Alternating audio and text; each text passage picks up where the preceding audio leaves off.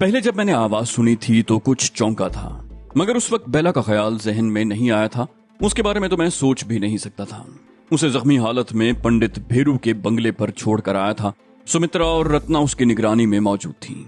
मैंने सुमित्रा को खास तौर पर हिदायत की थी कि वो बेला का ख्याल रखें, और अब बेला को अपने सामने देखकर मुझे हैरत का शदीद झटका लगा।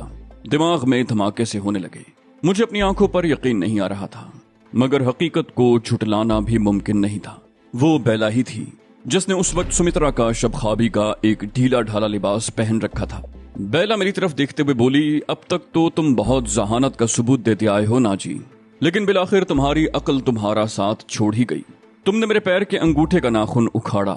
उस वक्त मुझे जो अजियत उठानी पड़ी वो मैं बयान नहीं कर सकती, लेकिन मैंने तुम्हें नागराज के बारे में कुछ नहीं बताया, और मेरे साथ पंडित भेरू के वैश्याना सुलूक के बाद मैंने तुम्हें पूछे बगैर इसका ठिकाना बता दिया। मैंने जो जुल्म की दास्तान सुनाई थी तुमने उस पर यकीन कर लिया, और मुझे यकीन था कि तुम जब यहाँ आओगे तो मुझे बंद करने की बजाय उन लड़कियों में से किसी को मेरी निगरानी के लिए छोड़ाओगे। तुमने ये तो जरूर सोचा होगा कि शायद यहाँ के बारे में मेरी इत्तला गलत हो, या आदमियों की तादाद के बारे में धोखा देने की कोशिश की गई हो, मगर तुमने ये कभी नहीं सोचा होगा कि मैं खुद तुम्हारे पीछे यहाँ पहुंच जाऊंगी। मैंने कहा, हाँ वाकई मैंने ये नहीं सोचा था।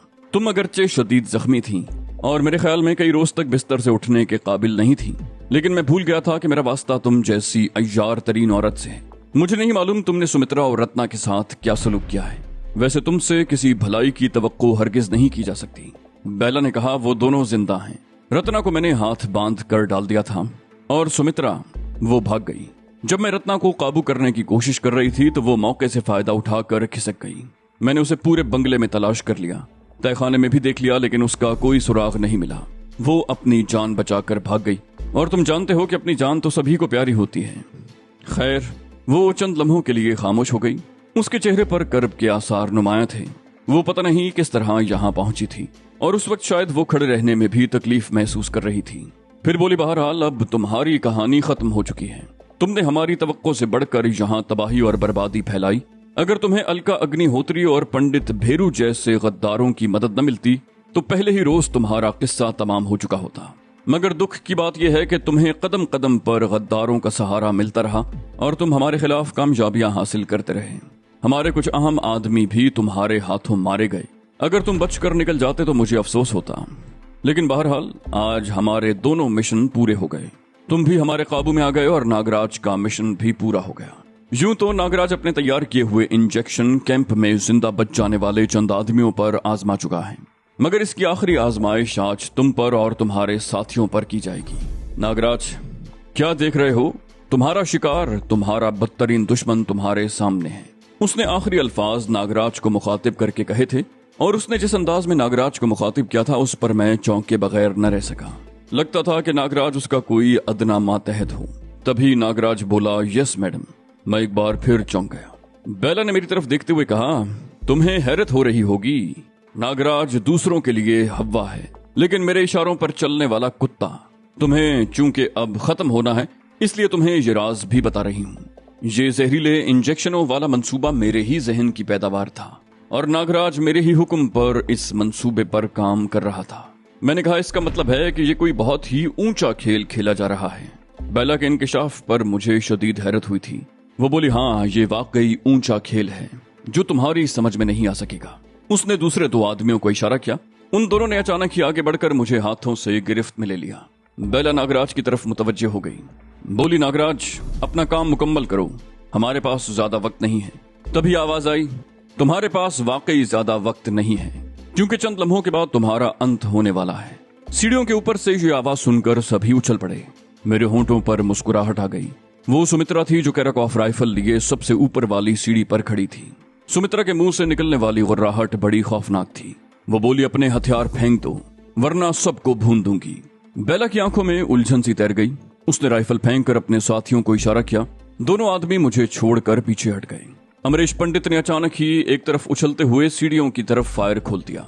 उसकी चलाई हुई गोलियां तो सुमित्रा का कुछ न बिगाड़ सकी। अलबत्ता सुमित्रा की राइफल से निकलने वाली गोलियों ने उसे ढेर कर दिया। तहखाने में दूसरी मर्तबा गोलियां चली थीं। 2 आदमी ढेर हो गए थे। मेरा ख्याल था कि ऐसी संगीन सूरत हाल देखकर मधु हस्बे मामूल कांपना शुरू कर देगी, मगर मेरी हैरत की इंतहा न रही जब उसने लपक कर अपनी राइफल उठा ली और उसे नाल की तरफ से पकड़कर लठ की तरह घुमाया। राइफल का बट नागराज के कंधे पर लगा। नागराज चीखता हुआ मुंह के बल फर्श पर गिरा। सिरिंज उसके हाथ से निकलकर दूर जा गिरी। मधु ने नागराज को संभलने का मौका दिए बगैर उस पर हमले जारी रखे। वो राइफल के बट से उस पर जरबे लगा रही थी। मुझे बड़ी हैरत हुई, उस पर जुनून सतारी हो रहा था। हैरत तो मुझे नागराज पर भी हो रही थी। वो देवकामत आदमी था, बात करता था तो दूसरों का कलेजा दहल जाता था। उसके नाम की इतनी दहशत थी कि लोग थर थर कांपते थे। मेरा 2-3 मरतबा उससे आमना सामना हो चुका था। उसे देखकर लगता था जैसे जमीन का खुदा यही हो, लेकिन अब वो एक औरत से चूहे की तरह पिट रहा था और कोई मज़ाहमत करने की बजाय अपने आप को बचाने के लिए जमीन पर लौट रहा था। और मैंने एक मरतबा पहले भी कहा था कि ऐसे सफ़ाक, दरिंदा सिफत और बेरहम लोगों की ताकत अपने आप में नहीं, उन गुर्गों में होती है जो उनके गिर्द हिसार बनाए रहते हैं। वो अपने हाथों पैरों को हरकत नहीं देते, दूसरों को हुक्म देते हैं, और जब खुद काबू में आ जाते हैं तो गुब्बारे की तरह उनकी सारी हवा निकल जाती है। मधु एक और जर्ब लगाते हुए चीखी, मैं तुम्हें जिंदा नहीं छोड़ूंगी। मेरा शक्ति तुम्हारी वजह से मारा गया, मैं तुम्हें भी मार डालूंगी, नहीं छोड़ूंगी तुम्हें। और फिर उसने लपक कर फर्श पर पड़ी हुई सिरिंज उठा ली और इससे पहले कि मैं कुछ समझ सकता, मधु ने नीडल नागराज के पहलू में पैवस्त कर दी और पूरी कुव्वत से सिरिंज का पिस्टन दबा दिया। मैं उछलकर मधु की तरफ लपका, मगर वो अपना काम कर चुकी थी। उसी लम्हे नागराज के मुंह से खौफनाक चीख निकली। वो अपनी जगह से उछला और फिर नीचे गिरा। उसने मुझे ब्लफ करने की कोशिश की थी कि दुनिया का कोई जहर उस पर असर नहीं कर सकता। ये जहरीला इंजेक्शन उसी का तैयार किया हुआ था और आखिरकार वो खुद उसका शिकार हो गया। तहखाना नागराज की चीखों से गूंज रहा था। वो गेंद की तरह जमीन पर उछल रहा था। मैंने बेला की तरफ देखा, उसके चेहरे पर मौत का खौफ तारी हो गया था। आंखें वहशत से फटी पड़ रही थी। दूसरे दोनों आदमियों को मिट्ठू राम ने राइफल की जद पर ले रखा था। वो भी खौफ से थर थर कांप रहे थे। मैं एक बार फिर नागराज की तरफ देखने लगा। अब वो पहले की तरह ज्यादा नहीं उछल रहा था। उसके होंठों, नाक और कानों से खून बहने लगा था। मैंने गर्दन घुमाकर मिट्ठू राम की तरफ देखा। उन दोनों आदमियों को हरकत करते देखकर मैं चीख उठा, मिट्ठू बचो। और फिर तहखाना एक बार फिर फायरिंग की आवाज से गूंज उठा। सीढ़ियों पर खड़ी हुई सुमित्रा ने भी उन दोनों को मिट्ठू पर हमलावर होते हुए देख लिया था और फायरिंग उसी ने की थी। वो दोनों छलनी होकर ढेर हो गए। मिट्ठू राम भी बदहवास होकर एक तरफ गिर गया था। मैं एक बार फिर नागराज की तरफ मुतवज्जे हुआ। वो अब जमीन पर पड़ा फड़क रहा था। उसके जिस्म पर दरारें पड़ना शुरू हो गई थीं। उसकी खाल बंजर और खुश्क जमीन की तरह चटकने लगी थी। मैं 90 तुले कदम उठाता हुआ बेला के करीब पहुंच गया। मैंने उसके चेहरे पर नजरें जमाते हुए कहा, अपने नागराज का अंजाम तो तुमने देख लिया, और ये बात मैं पूरे विश्वास से कह सकता हूँ कि इसने अपने इस जहरीले इंजेक्शन का फार्मूला कहीं नहीं लिखा होगा। मैं इसकी फितरत समझ गया था। बहुत चालाक आदमी था ये। अगर इसने फार्मूला कहीं लिखा होता तो बहुत पहले तुम ही लोगों के हाथों मारा गया होता। ये फार्मूला ही इसकी जिंदगी की जमानत बना हुआ था, जिसे इसने अपने सीने तक महदूद रखा, और अब इसके साथ ही सब कुछ खत्म हो गया। मैंने न सिर्फ अपने बेगुनाह हमवतनों को एक बहुत बड़े अजाब से बचा लिया है, बल्कि इस शहर के वासियों को भी एक इफरीत से निजात दिलाती है। बेला पलक झपके बगैर मेरी तरफ देखती रही और फिर अचानक ही मुझ पर झपट पड़ी। वो बिल्ली की तरह गुर्राते हुए नोकीले नाखूनों से मेरा मुंह नोचने की कोशिश कर रही थी। मैं अपना चेहरा बचाने में तो कामयाब हो गया, मगर मेरी गर्दन उसके काबू में आ गई। मैं बड़ी मुश्किल से अपनी गर्दन छुड़ाने में कामयाब हो सका था और फिर मैंने बेला को उठाकर दूर पटक दिया। वो चीखती हुई कई फुट दूर जमीन पर गिरी। वो उठकर फिर मेरी तरफ झपटी, मगर मेरा भरपूर थप्पड़ उसके मुंह पर लगा और वो चीखती हुई एक बार फिर ढेर हो गई। मैंने बेला को बाजू से पकड़कर उठाने की कोशिश करते हुए कहा, मुझे तुम पर पहले भी शुबा था और अब मैं तुम्हारी असलियत जानना चाहता हूँ। वो जमीन पर पड़ी कराहती रही। मैंने उसे छोड़कर अपना पिस्तौल उठा लिया और मेज पर पड़ी हुई शीशे की मटकी का निशाना लेकर ट्रिगर दबा दिया। मटकी चिकनाचूर हो गई और उसमें भरा हुआ सब्जी माइल सयाल बिखर गया। मैंने पैर की ठोकर से मेज भी पलट दी। सयाल से भरी हुई सिरिंजें पैरों में मसल कर तोड़ डाली। सुमित्रा भी सीढ़ियों से उतरकर नीचे आ गई। उसने बेला को राइफल की जद पर ले रखा था। बेला अब अकेली रह गई थी। बेला के आने से बाजी हमारे हाथ से निकल गई थी, मगर सुमित्रा ने सूरत हाल को काबू में कर लिया था और मेरे ख्याल में इस मार्के की कामयाबी का सेहरा सुमित्रा के सर ही बंधना चाहिए था। मैंने सुमित्रा की तरफ देखते हुए कहा, तुम यहाँ कैसे पहुंची और तुम्हें कैसे पता चला कि हम यहाँ मौजूद हैं? सुमित्रा ने मुस्कुराते हुए बेला की तरफ इशारा किया। बोली, मैं तो इसके साथ आई थी। बेला चीखी, ये बकवास करती है, ये मेरे साथ नहीं आई। सुमित्रा ने कहा, मैं तुम्हारे साथ ही आई हूँ सुर्ख फियट में। रत्ना जब तुम्हारे कमरे में गई तो उसके थोड़ी ही देर के बाद मैं भी उसी तरफ गई थी। दरवाजे पर पहुंचकर मुझे कुछ शुबा सा हुआ। मैंने की होल से झांक कर देखा, तुम रत्ना को पलंग पर बांध रही थी। मुझे और कुछ नहीं सूझा तो मैं बंगले से बाहर आई और फिएट की डिक्की में छुप गई। तुम जो कुछ कर रही थी उससे मुझे यकीन हो गया था कि तुम इन लोगों के पीछे जाओगी। मेरा ख्याल दुरुस्त निकला। यह इत्तेफाक था कि मैंने बंगले से निकलते हुए तुम्हारे कमरे का दरवाजा खुलने की आवाज सुन ली थी। इस तरह मुझे फौरी तौर पर कार में छुपने का फैसला करना पड़ा, वरना हो सकता है मैं किसी और कार्रवाई के बारे में सोचती। बहरहाल मेरा फैसला दुरुस्त साबित हुआ। तुम तकरीबन 20 मिनट के बाद बंगले से बाहर आई थी। इस दौरान तुम यकीनन मुझे बंगले के अंदर और तहखाने में खोजती रही थी। तुम कई रोज से हमारे साथ थी। इस दौरान तुम देख चुकी थी कि बंगले के बाहर का गेट किस तरह खोला और बंद किया जाता था। तुमने पहले अंदर से बंगले का गेट वाला स्विच ऑन किया और फिर फिएट में आकर बैठ गई। मैं डिक्की में दुबकी बैठी थी। कार की तेज रफ्तारी से मेरा इंजर पिंजर ढीला हो गया। मुझे यह भी अंदेशा था कि तुम्हें कार में मेरी मौजूदगी का शुबा न हो जाए। यहाँ पहुंचकर तुम कार से उतरी तो मैं डिक्की का ढकना उठाकर तुम्हें देखती रही कि तुम किस तरफ गई हो। इत्तेफाक से फिएट की पिछली सीट पर यह कैराकॉफ रखी हुई थी। मैंने डिक्की से निकलकर राइफल उठा ली। चट्टान के करीब दूसरी कार देखकर मैं समझ गई कि नाजी लोग यही हैं। मैंने जल्द ही खंडरों में इस चट्टान में वो खो तलाश कर ली थी। तुम कार से उतरकर उस तरफ गई थी, इसलिए मुझे भी ज्यादा दुश्वारी पेश नहीं आई। इस तहखाने का रास्ता भी खुला हुआ था। अगर मुझे यहाँ पहुंचने में 1 मिनट की ताखीर हो जाती तो वो राक्षस नाजी को खत्म कर चुका होता। उसने खामोश होकर नागराज की तरफ देखा। मेरी नजरें भी उस तरफ उठ गईं। नागराज बेहिस्सो हरकत हो चुका था। उसके जिस्म की दरारों से खून रिस रहा था। मैंने कहा, अब चलने का इरादा है या यहाँ बैठकर मातम करना चाहती हूँ? मैंने बेला की तरफ देखा। बेला खामोशी से हमारे साथ चल पड़ी। उसकी चाल में लंगड़ाहट थी। इस भाग दौड़ की वजह से उसकी टांगों के जख्म तकलीफ दे रहे थे। मुझे तो हैरत इस बात पर थी कि इतनी जख्मी होने के बावजूद उसने ये भाग दौड़ कैसे कर ली। हम 5 लाशें उस तहखाने में छोड़कर बाहर निकल आए। सबसे आगे मिठूराम था, उसके पीछे बेला, फिर मैं और मेरे पीछे सुमित्रा और मधु। खंडरों से निकलकर हम कारों के करीब आ गए। सुर्ख फिएट सफेद टोयोटा से चंद गज पीछे खड़ी थी। फिएट ले जाने का हमारा कोई इरादा नहीं था।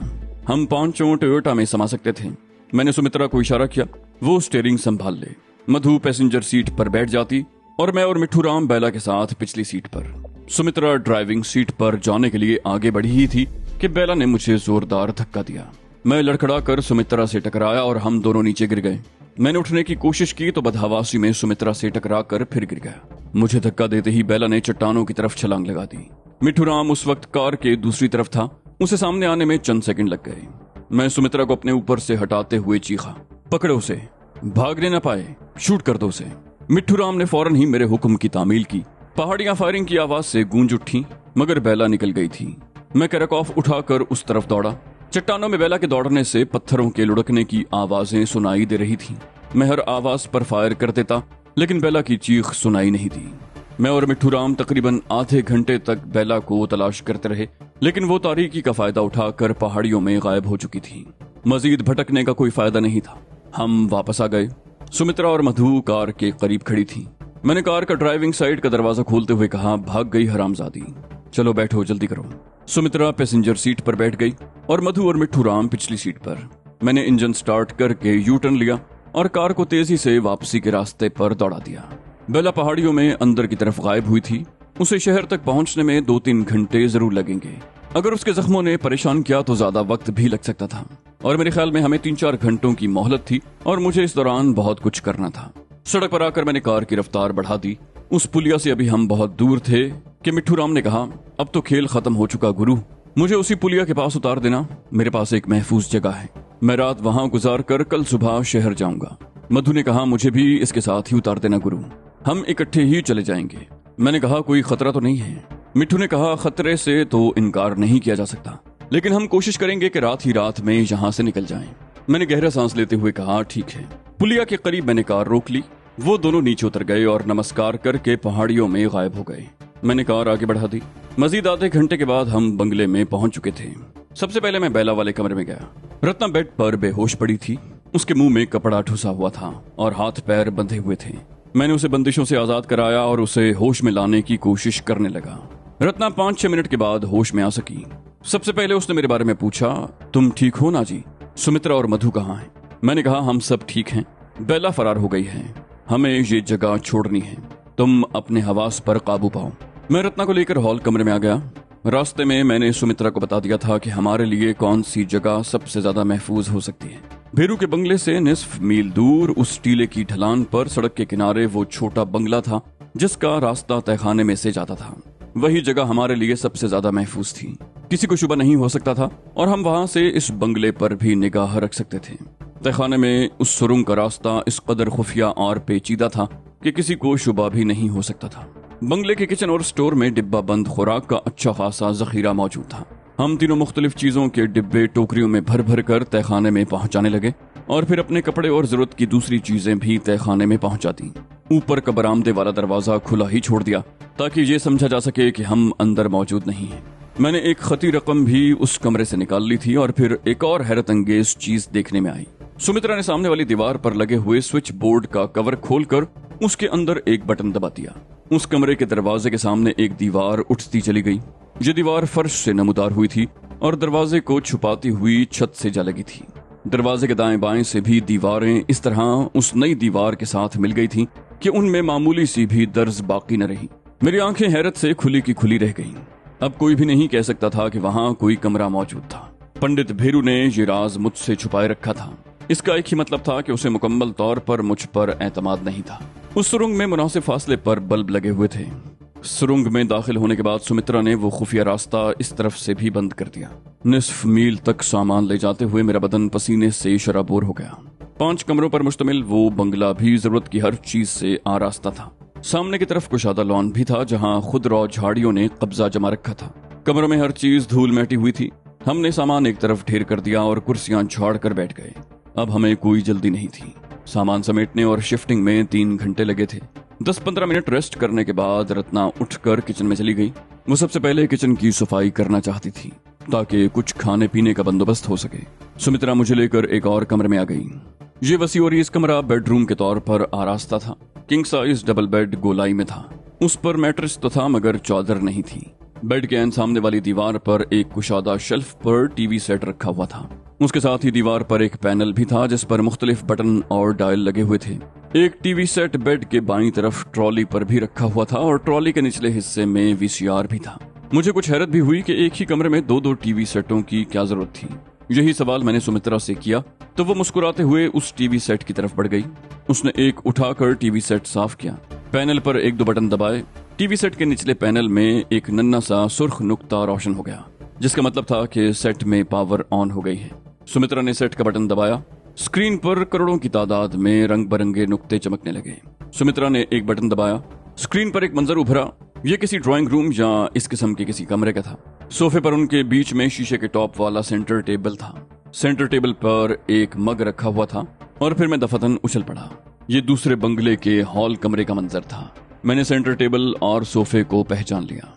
मैंने कहा, ये तो। सुमित्रा बोली, तुम ठीक समझे। भेरू ने इन बंगलों की तामीर पर करोड़ों रुपए खर्च किए हैं। इस बंगले में ऊपर और तहखाने में 4 जगहों पर खुफिया कैमरे नस्ब हैं। उनका बड़े बंगले के कंट्रोल रूम से कोई ताल्लुक नहीं है। इन 4 कैमरों को यहीं से कंट्रोल किया जाता है। वो पैनल पर लगे हुए एक छोटे से लीवर को आहिस्ता आहिस्ता हरकत देने लगी। स्क्रीन पर हॉल कमरे का मंजर बदलता रहा। सुमित्रा ने पैनल पर एक और बटन दबाया। अब स्क्रीन पर भेरू के बेडरूम का मंजर दिखाई दिया। उसने तीसरा बटन दबाया। स्क्रीन पर तहखाने का मंजर उभर आया। चौथा बटन दबाने से तहखाने के इस कमरे का मंजर दिखाई देने लगा। सुमित्रा ने फिर हॉल कमरे वाला मंजर सेट कर दिया और मुस्कुराते हुए मेरी तरफ देखा। मेरे मुंह से बेख्तियार निकला, हैरत अंगेज। सुमित्रा बोली, भेरू बहुत चालाक आदमी था। वो जानता था कि किसी न किसी वक्त उसे मंदिर छोड़कर भागना पड़ेगा, इसलिए उसने तमाम इंतजामात पहले ही कर लिए थे, मगर वो इससे फायदा न उठा सका। उसने टीवी को उसी जगह पर सेट रहने दिया और पैनल पर एक और बटन दबाते हुए बोली, ये कैमरे बहुत हसास हैं। जैसे ही कोई बरामदे वाले दरवाजे से अंदर दाखिल होगा, यहाँ सिग्नल नशर होना शुरू हो जाएगा। बीप की आवाजें हमें बता देंगी कि कोई शख्स बंगले में दाखिल हुआ है। भेरू को मैं महज पंडित ही समझता रहा था, लेकिन वो बहुत चालाक आदमी साबित हुआ था। हम दोनों उस कमरे की सफाई करने लगे। फर्नीचर वगैरह साफ करने के बाद सुमित्रा ने अलमारी से एक बेडशीट निकाल ली। बेड पर चादर बिछाने में मुझे भी उसकी मदद करनी पड़ी और फिर उस वक्त रत्ना दरवाजे पर नमूदार हुई। वो मुस्कुराते हुए बोली, चाय तैयार है, आप लोग तशरीफ ले आएं। हम उसके साथ नशिस्त गाह में आ गए। रत्ना ने सेंटर टेबल और सोफे भी झाड़ दिए थे और किचन की सफाई करके चाय बनाई थी। चाय के कप मेज पर रखे हुए थे। पहली मर्तबा हमें सुकून से बात करने का मौका मिला था। चाय की चुस्कियां लेते हुए हम इस सूरत हाल पर तबादला ख्याल करते रहे। मुझे सबसे ज्यादा फिक्र बेला की थी। मेरे लिए ये इंकिशाफ भी बड़ा सनसनीखेज साबित हुआ था कि ये सारा सेटअप उसका था और उसने नागराज जैसे शख्स को आगे कर रखा था। दूसरे लोग नागराज के नाम ही से कांपते थे और खुद नागराज बेला के सामने भीगी बिल्ली बना हुआ था। बेला कहाँ गई होगी, ये सवाल बार बार मेरे जहन में उभर रहा था। मुझे उसकी हिम्मत की दाद देनी पड़ती थी। वो बड़ी सख्त जान और आहनी आसाब की मालिक साबित हुई थी। मैंने उसके पैर के अंगूठे का नाखून उखाड़ दिया था और भीरू ने उसे खूंखार भेड़िए की तरह भंभोड़ कर रख दिया था। उसकी हालत को देखते हुए मेरा ख्याल था कि वो कम से कम 15-20 रोज तक चलने फिरने के काबिल नहीं रहेगी, लेकिन उसने अपने आहनी आसाब और कुव्वत इरादी के बलबूते पर जो कुछ किया था वो मेरे लिए हैरत अंगेज बल्कि नाकाबिले यकीन था। और फिर जिस तरह वो दौड़ती हुई पहाड़ियों में गायब हुई थी, उसने तो मुझे और भी हैरान कर दिया। हो सकता है वो अब भी उन पहाड़ियों में कहीं पड़ी हुई हो या किसी महफूज जगह पर पहुंच गई हो, लेकिन बहरहाल आज रात मुझे किसी न किसी रद्द अमल की तवक्को थी। और अगर वो किसी महफूज जगह पर पहुंच गई होगी तो या तो इस वक्त निठाल पड़ी होगी या भेरू के बंगले पर हमले की तैयारी कर रही होगी।